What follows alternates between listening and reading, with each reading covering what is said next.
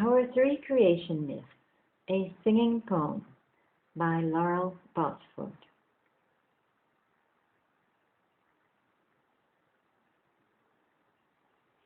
And science tells us this, and science tells us that. Some of it is new, some of it old hat. Everybody knows the story has been told how the Big Bang, Big Bang, Big Bang was a glory to behold. From one very tiny point in what they call space and time, a point intensely dense, but trembling all the while, could hold the heat no more, with pressures mounting high, and with the Big Bang, the universe was alive. This story has been told, believed by those around, no questions ever posed, all sleep was safe and sound. The scientists agreed to look at other things, and this and that was found, and everyone was king. This bang creation myth, though, has always been opposed by zealots of the gods, their wish on us imposed. Still, questions do arise within the zealots' fold. An omnipresent man just omnipresent goes. The omnipresent God created all that lives. From out the vast expanse came all of this that is, and many sleep at night, all feeling safe and sound. The world on axis turns so faithfully around. Then quantum raised its head, and some began to dread, 'cause quantum showed us things that nowhere could be read. The quantum world is small, beyond the eyes to see, but powerful it is, creating what will be. What happens in this world so fundamentally affects the things we know, affects, yes, you and me. And science now is faced with two realities, for quantum says create so very differently. From out the vast expanse of consciousness, it seems, they say that a collapse creates what is to be. These two creation myths in science now reside. Big bang or big collapse, what will they all decide? Now totally are three our creation myths, you see, each one of us to choose our own reality. Number one. Science says, Big Bang expansion now, the universe creates a beginning without end until the infinite. Number two. Spirit says, the omnipresent God, benevolent to all, created all in life.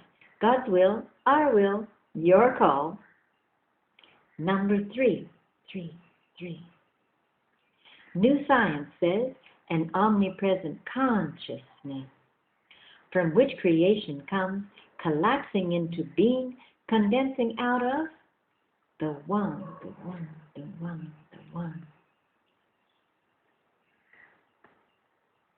We all are one in consciousness, so now the story goes, the all-potential ways of glory to behold.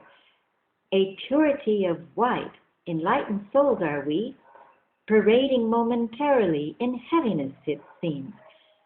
And the source without an end, from light to dark and back, the cycle named consciousness, from knowing to lack, then back.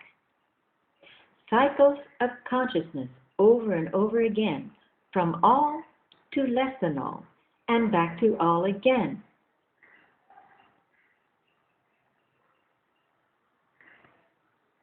The omnipresent consciousness collapsing into us, living out our lives and doing our best or bust, understanding ever more of our world bit by bit, our bright lights coming on with each new piece we get. When in a brightest flash of total comprehend, our consciousness explodes and soars end over end. This flash of bright, it brings us back to one at home, a big bang flash of knowing. We've been here, not alone.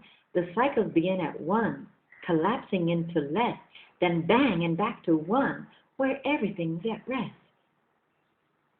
Collapsing brings in life, manifesting from the pure, a beginning of the cycle, with much we will endure. The Big Bang ends it all, our lessons pass with flair, back to the enlightened state.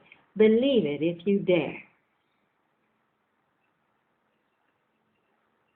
This big bang beginning is good for some, no doubt. For years it's held its case. No need for you to shout, but constant is a word that change will ever test.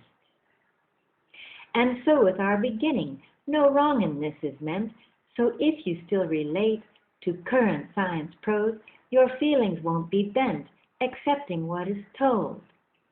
But a big bang end makes sense in the cycle of consciousness.